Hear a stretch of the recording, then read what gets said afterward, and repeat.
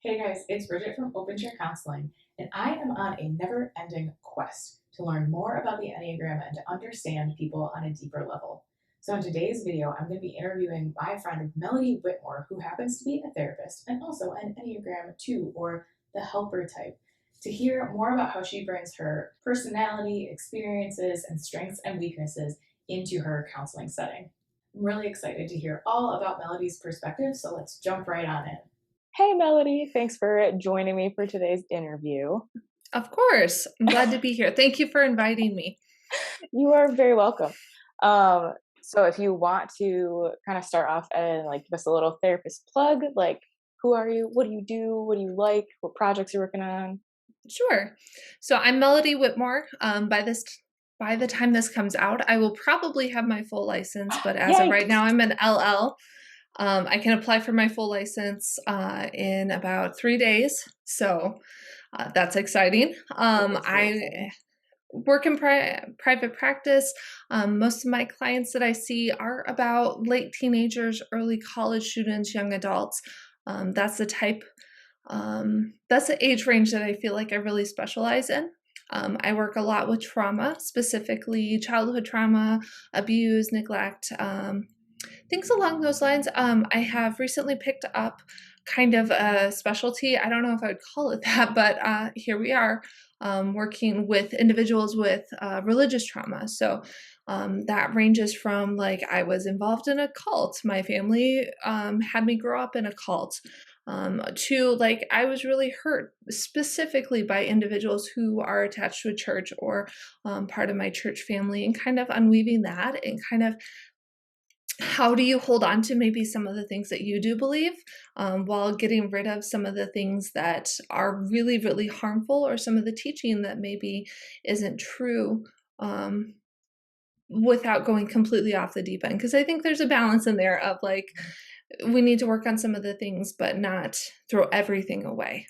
So, Right. working with that. I do a lot with existential therapy. I really, really enjoy having people ask the big questions of why are we doing anything that we're doing? What is the point of all of this? Because I personally think that it's so important for you to have a reasoning for what you do and Yeah. not just go along with the flow. Because what if the flow's wrong? What if it's wrong, period? What if it's wrong for you? Maybe Mm, you're supposed to have a different life than what you thought was only available to you. yeah. So how do you sort through that? It's a lot. It's a lot of questioning, of going back to okay, my parents taught me this. Mhm. Probably there's some gold nugget in there amongst the poop. So how do we take out the gold nugget out of that? So a lot of let's talk about kids. Okay. A lot of society says you need to have your 2.5 kids, you need to have the white picket fence. This is what it means to be successful. Mhm. Well, what does that mean for someone who can't have kids? You're Mhm. not allowed to be successful. Mm, Maybe the whole framework is wrong. Maybe there's other ways that you can view yourself as successful other than just fulfilling the biological norm of having those kids. right. That makes sense. Hmm. So how did you get into doing therapy in the first place? What made you want to become a counselor? That's such a fun question because um, I was actually not even anywhere close to the mental health field when I was in undergrad. Okay. My bachelor's degree is in graphic design and photography. Oh Um, yeah. I was really good at art. Well, I was really good at art when I was in high school. And so it just seemed like a natural progression for me to study that. And I think that's really where some of my questioning everything, figuring out what actually makes sense for your life, comes up, because my parents were well-meaning, and they're like, you're probably not going to be able to make a lot of money and be very successful with Mhm. an art degree.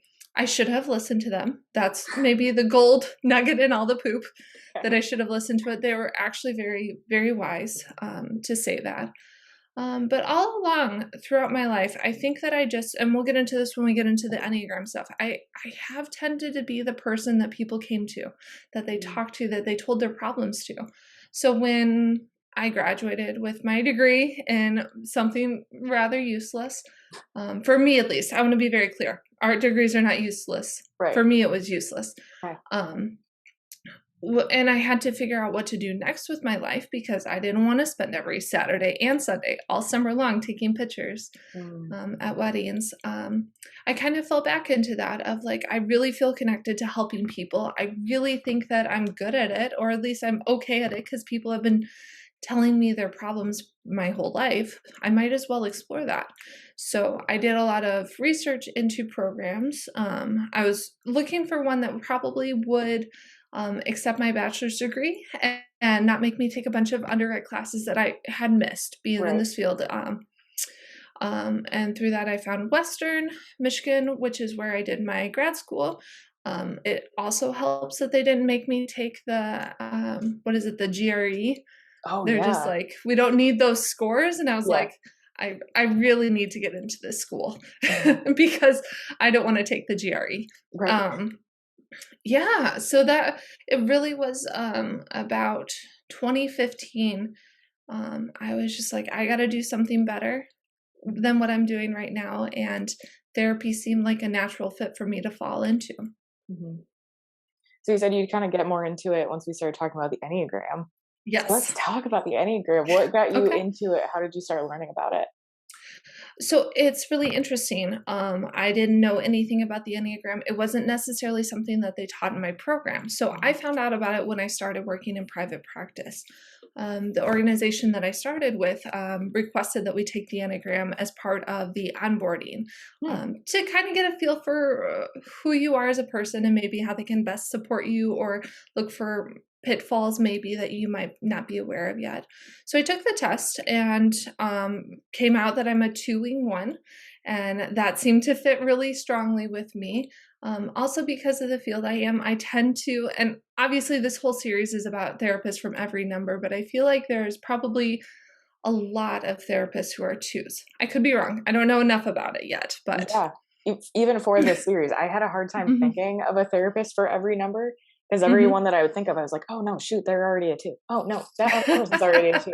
I was like, I have a bunch of 2 friends, but I don't have a whole lot of like colleagues that are all of the other numbers. So yeah, I think 2s naturally tend to be drawn to wanting to be an ally for people, wanting to be like a trusted person, like you said, that people can come to with all their problems. Absolutely. So now that you know you're a 2-wing 1. What have you been learning about yourself the longer that you've been doing private practice? How has that been showing up in like the role of being a counselor? I think that the biggest lesson that I had to learn personally as a 2 is I tend to fall into, I want to do so much for my clients. I don't give them necessarily room to work on themselves as much as I'm like, I got to have all the right answers. I got to have all the correct techniques. I got to have all the best handouts because it feels personal to me in a way that I don't think maybe other numbers or maybe other therapists, maybe this is a very unique Melodie thing. But if my clients don't get better, that means I didn't do it right. Not because they didn't work hard enough or they were not invested or whatever. It says something about me as a person, as a clinician, which is a really dangerous road to walk down, that all of a sudden I have to be perfect and I have to be the best in order so my clients have the best outcomes, which is not fair to anyone, first of all, but it's really bad for me as a clinician to think that way. Yeah, tell us more about why that's a dangerous path to walk down. I think it's so important, and I'm learning this the older I get and the longer I'm in this field, to have those boundaries and to have a proper view of yourself, that I'm a good therapist. I will say that. I'm not the world's best therapist, nor should I be the world's best therapist, because that thinking puts too much pressure on us to save people, which is not our role. Yeah. We walk with people, we give them ideas, we give them, sometimes give them advice or work on specific things, but it is not my role to save someone. And then if I am in that field where I'm thinking that, I take all my clients home. I worry about them constantly. I'm not able to leave work at work, which then interrupts my balance, my life as a person outside of work. I have less room in my mental bank to be able to hang out with my husband or to see my friends or to engage in things that make me fill up my cup too. And that's a pitfall that happens with twos, I think, is that we give and we give and we give and we give and we give. And some of it is a little self-serving in that if I give enough, someone will notice and give me something too, which is not how life works, unfortunately. And that's not how therapy works too. I mean, like, and I totally understand what you're saying. As a therapist, as a counselor, you want your clients to like kind of give a little bit back, just so you know, like, am I doing a good job? Are we making progress? Or like, are they kind of just telling me what I want to hear in the moment? So I'll leave them alone. Right. And of course, like, you want to be appreciated because you're putting a lot of yourself into your work. But I think that's something that like I've had to learn a lot too, is like, their therapy isn't about me. It's not about, like, am I feeling appreciated? Am I feeling like I'm doing a good enough job? It's not really so much a give and take, which I think makes counseling weird because it feels like you've created this really strong connection and this bond and relationship with this other person, but it is much more of like a one-way street. And that's hard sometimes. It is. It's so hard. Therapy is such a weird relationship. It is not like anything that I had done previously. You know, when my friends would come to me when I was younger and want help, it was very two ways of like, I give you help, you give me help. My clients, I would say, know almost nothing about me. They know the basics, obviously, that I am, you know, a clinician, that I'm married, that I have a life outside of work, but that's about all they know, because therapy is not about me. It's not about how you're influencing me, because that's not fair to you as a client for you to fix your therapist in a weird way. Like, it's not that type of relationship. I'm working with you, but it's hard to put into words because it is such a unique thing to our field. And it isn't anywhere else. Yeah, you're totally right. It's a relationship unlike any other relationship that you have. It's just got very different dynamics, and it's in a lot of ways like a lot more delicate. Absolutely. Yeah, that is a really tricky thing that I tend to, this is a pitfall that I have fallen into of, I need to be the best, because if my clients are going to get better, then it's because I'm the best, right? That was the logic that I have. I'm also very type A, very perfectionist. I'm sure you could read that too. But I remember being in grad school in my practicum semester. So for people who are less familiar with the process, practicum is working with actual clients. So usually students from the college that you are at. Everything is videotaped. The clients are very aware of it. And they also pay, I don't know, $5 a session or something like that, because they're aware it's a learning environment for these students. You know, we've gone through all of the classwork. This is the second to last step. You have practicum, you have field placement, and then you practice. And so we should know what we're doing by that point. So I remember being in practicum and watching my tapes with my supervisor and just being so distressed that I was not good enough, that I was messing up, that I was fiddling with things in my hands. And I was sure that that was going to be what's wrong. And that's why my clients aren't getting better, because I'm sitting there playing with my pen as opposed to, you know, I don't know, not playing with my pen. I have these such high standards for myself. Right. And I don't think that's fair. I'm not helpful to my clients when I'm more worried about like how I'm coming across versus how I'm helping people. Oh, that's interesting. That's interesting, because you were just talking a second ago about like that you don't do a lot of or what's the word, like when you talk about yourself in therapy, what's the word for that? Self-disclosure. Yeah. They're like, my clients know very little about me. It's very basic. I don't do a lot of self-disclosure. But do you feel like there's maybe like a time and a place for self-disclosure to kind of like show to your client, like, hey, I'm a normal person too. Like, I get uncomfortable. I fiddle with my pen. I don't always know the right answer. I'm not this like perfect, all-knowing like mega counselor. Like I'm a real person. I've just done a lot of Mhm. work in this area. I've just done a lot of study in this field. I would love to get to the point where I feel super comfortable doing that. Anytime that I've had those conversations with clients, I'm like, you're going to leave, which says more about me and how I view myself. That like giving any small window of my weaknesses, or not even weaknesses, just my humanity, Mm-hmm. is going to be detrimental in some way. Mm-hmm. And I think that comes back to being a two, that from what I've read, a lot of times we really, really try to find, okay, what does this person need from me and how do I be that? Mm-hmm. And so if I'm being myself, I'm not giving the person what they need, which obviously, as we say this out loud and talk about it, we realize that that's not a healthy approach to anything. Mm-hmm. But I think it is one of the pitfalls that happens with people who are twos. Mm-hmm. Is that hard then, as a therapist who's a two, to naturally be so drawn to how other people are feeling, but having a hard time acknowledging how you're feeling? Do you find that that's true for you? I absolutely do. I think part of it is how I grew up and the environments that I was raised, that emotions tend to be a little bit more difficult, even outside of the therapy room, like self-disclosure. Like I tend to keep things very close to the chest, so that felt like a natural fit. You don't tell your client how you're feeling about what they're saying, except for sometimes you do. If it's therapeutically appropriate, you might want to do that. Yeah. But that is something that I really struggle with is I need to be human too, because that's an important part of the therapeutic relationship, that you are not seeing a robot, you are not seeing the best therapist in the world, you're seeing another flawed human. Right. And I think something that, I mean, at least for me, like I really love talking to people about relationships and like how to be more Mhm, authentic and, mhm, feel comfortable enough asking for what they want or expressing mhm, their needs or, maintaining boundaries.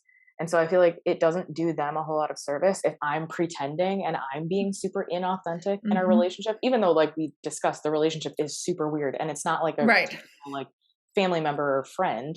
Mhm, It is a very weird relationship. But if I'm being like super phony, I'm kind of being a hypocrite when I'm asking them to be authentic and like be bold enough to say what you want or talk about mhm, how you feel. If I'm not willing to bring myself to, and I'm trying to just like be this very stoic, like all knowing, perfect counselor, I'm not really mhm. doing a good job of modeling what I'm even asking them to do. That's absolutely correct, and absolutely something that I have been working on. It's so funny. I don't think enough of our clients realize that we go to therapy too. Yeah, we do. I literally, before this session, I was at my therapist's office for our weekly session, and it's something that I'm really trying to work on, because I think you are very correct that it comes across as very different than I intend. Baby therapist Melody would want to be um, the best that possibly is, but it is inauthentic. People can't connect with that. I don't want that. I don't want to model that behavior for people. Mhm. So you'd say, as a clinician who's a two, Mhm. I think you kind of spoke to this already. Like one of the kind of like weaknesses is Mhm. this feeling or like this drive that I need to be the best because I need to save people. Mhm. What do you feel like some of your like super awesome strengths are, or things that you really excel at as a two who's also a counselor? That's a great question, because twos aren't good at talking about themselves or like their positives. Um, I would say that we're really good at sensing other people's needs. And I think we can tend to have this type of welcoming presence, probably because we cultivate it a little bit in our lives. But I think part of it is innate, and part of the things that make us a two is that we are warm, welcoming people. People are drawn to that. Mhm. I think that's an incredible strength. I think that I have probably an easier time building rapport with clients because I listen well. Now, part of that is learned. You learn how to listen well in grad school, but part of it is the innate. I'm genuinely interested in people's stories. I genuinely want to learn about you so I can help you get better. I don't know. It's such a hard thing. This is a hard question. I I know hate talking about my strengths. I'm really putting you on the spot here. Yeah. Yeah, I think twos tend to really care about people. I said that already, but I think this drive to see people get better and be their best self, I think is what one of the strongest things that I bring. Not to say that other numbers don't have that, but I think that the twos tend to have a little bit extra of welcoming and warm and comfortable, and I can be a chameleon. I can read what you need and be that for you. So people, I assume it comes across as like, yeah, I'm just like your best friend that you haven't met yet, because I can inherently maybe or like subconsciously sense what's going on and be that for you. Mhm. Which it's a pro and it's a con, Yeah. because who knows who I really am on the inside. But Mm. that's good for a therapist, I would say. Mhm. Are you sure you're not a 3? I don't know. I You're don't talking think about, so. like, being the chameleon, I can be whatever Yeah. you need. That's a very, like, 3 thing, so maybe you lean into the 3 way. Maybe I do. Maybe. Yeah. But I do know about you as, like, a person, because not only, are we colleagues in this field, but, like, you're Mhm. also one of my best friends, Mhm. and so, like, I do know that you're a very caring person. Like, I've never once questioned if you care about me. That you make that very evident in our friendship, Mhm. and I'm sure that you bring the same thing to your clients. Yeah. I would really hope that it comes across that, because that is true. I do really care about you. So I would hope that, my everyday friends obviously can feel it, but also that my clients can feel it, that I do genuinely want the best for them. Mhm. Sometimes I have to tell them to stop making not as healthy choices in the pursuit of I want what's best for you. But Right. And that's a hard thing to do. I think you have to have, like, really well-established rapport to point that out to clients, like, yes, "This might not be the healthiest thing for you to yeah, do. What other options do we have?" yes. Yeah. Well, it's really cool to hear, like, your perspective and kind of, like, how you approach counseling from your Mhm. Enneagram 2-ness. Is there anything else that you wanna add that, like, I didn't ask you about, or something that's kinda. I think it's really interesting, to me at least, with the wing one side Yeah, of me yeah. also, and my goal as a therapist to help you think about whether or not the rules make sense for your life, Mm, because a one tends to lean into like, I'm going to follow the rules. That's how I found safety and security, is if I'm following the rules, then everyone will be okay with me. mm, And at the same time, I don't want you to follow the rules if they don't make sense for your life.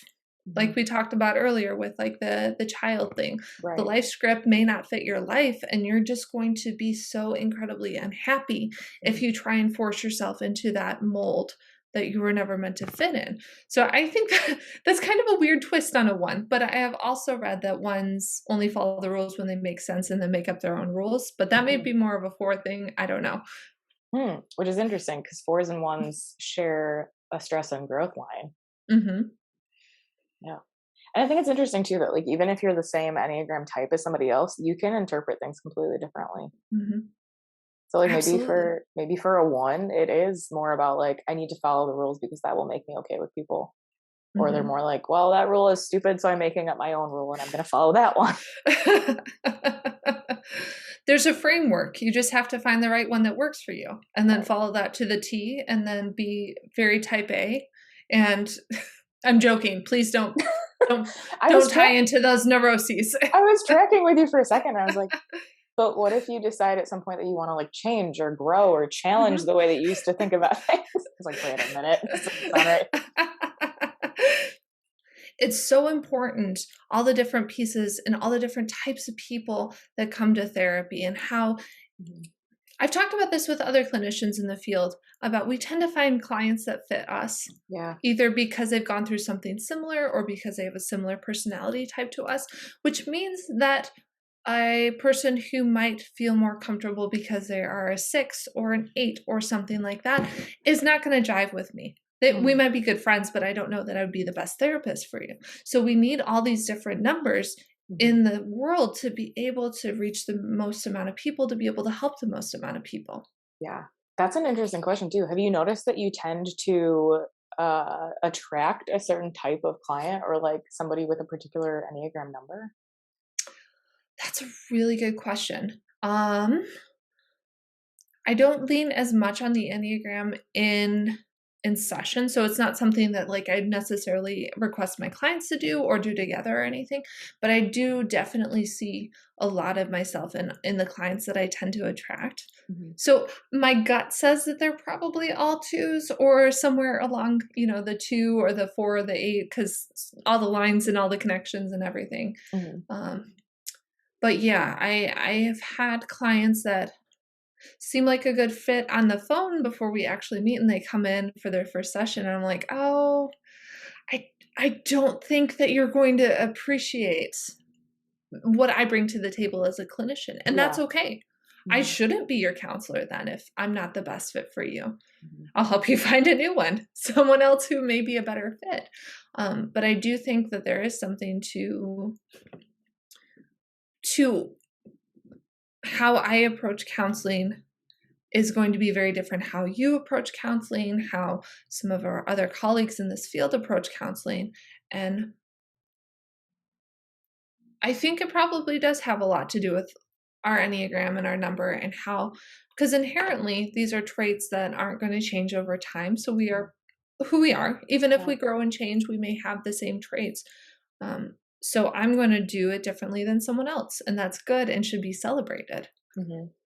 And that's another thing I really like about the Enneagram is that I think it scares a lot of people because they're afraid it's going to box them in. But Hmm. the Enneagram is it's very breathable. Like there's Hmm. different levels of health. There's different Hmm. ways to approach different things, and at certain times in your life, you can approach things like from the what's it called? It's like the sexual self-preserving. Oh, the subtypes or whatever, I Yeah. think. Yeah, I think Yeah. at different times in your life, you can kind of like step into one of those more than the other, Mhm. or like kind of Mhm. grow in your level of health and how much you let your blind side kind of control the way that you behave. Mhm.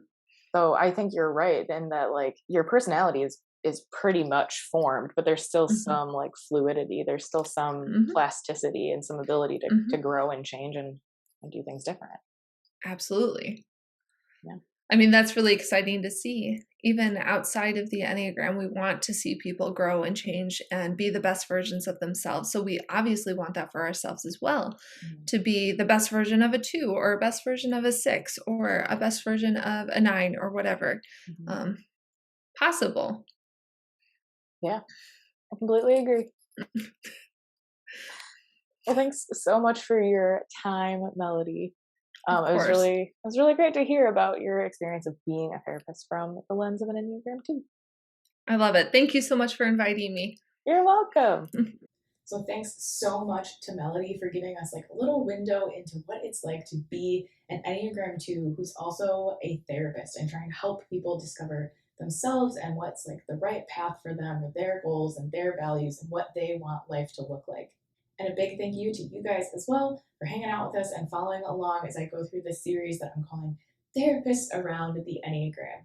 I hope that this ends up being a great resource for you to understand your Enneagram type a little bit differently and also give you a little peek into what it's like to be a mental health therapist. Thanks so much for watching, and I'll catch you in the next video.